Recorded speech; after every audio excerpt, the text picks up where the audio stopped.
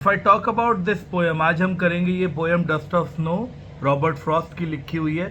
छोटी सी पोएम है। इस पोएम में एक्चुअली पोइट ये बताना चाह रहा है कि जिंदगी में कई बार छोटे छोटे इंसिडेंट्स एक मेजर रोल प्ले करते हैं, एक सिग्निफिकेंट रोल प्ले करते हैं। कई बार एक छोटे से इंसिडेंट से लाइफ में इतना बड़ा चेंज आ जाता है। Means life is so singular. छोटी सी चीज़ आपकी सारा चीज़ों को बना भी देती है और छोटा सा इंसिडेंट आपकी चीज़ों को बर्बाद भी कर देता है। तो इट्स लाइक दिस। यहाँ पर भी रॉबर्ट फ्रॉस्ट ने उसी फीलिंग को एक्सप्लेन किया है। Actually one day Robert Frost was very sad. बहुत सुसाइडल सी टेंडेंसी थी उस दिन उनकी, पोइट की।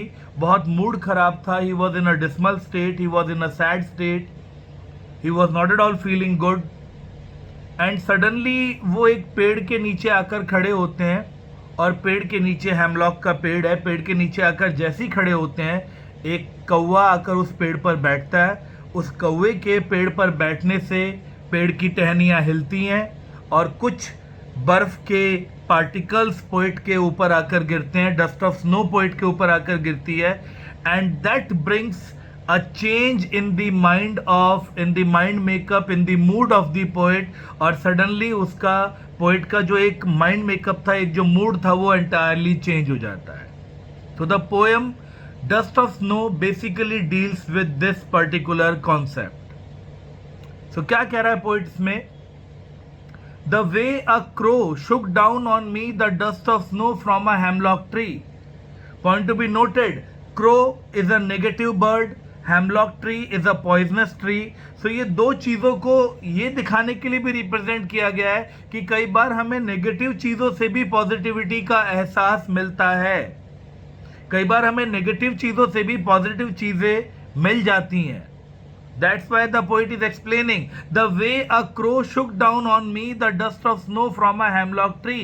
One day the poet was very sad, and in that sad, dismal and sorrowful mood, he went under a hemlock tree।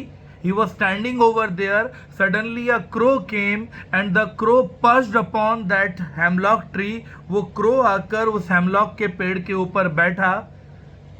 जैसे ही वो बैठा, उसमें से कुछ हिलने से, मूवमेंट होने से कुछ डस्ट जो है वो नीचे आकर गिरी, और पोइट के कंधे पर ऊपर जब वो गिरी, that has given my heart a change of mood, and that brought a change of mood in the you can say in that poet।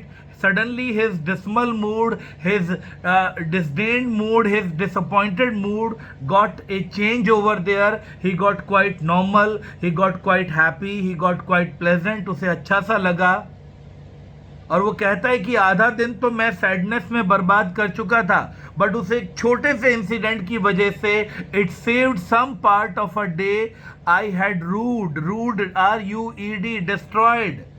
आधा दिन मैं ऑलरेडी डिस्ट्रॉय कर चुका था, लेकिन आधा दिन अभी भी बचा हुआ था, और वो बचा हुआ दिन बच गया। इन द सेंस पूरा दिन बर्बाद होने से बच गया। मेरा मूड ठीक हो गया, and he became quite happy.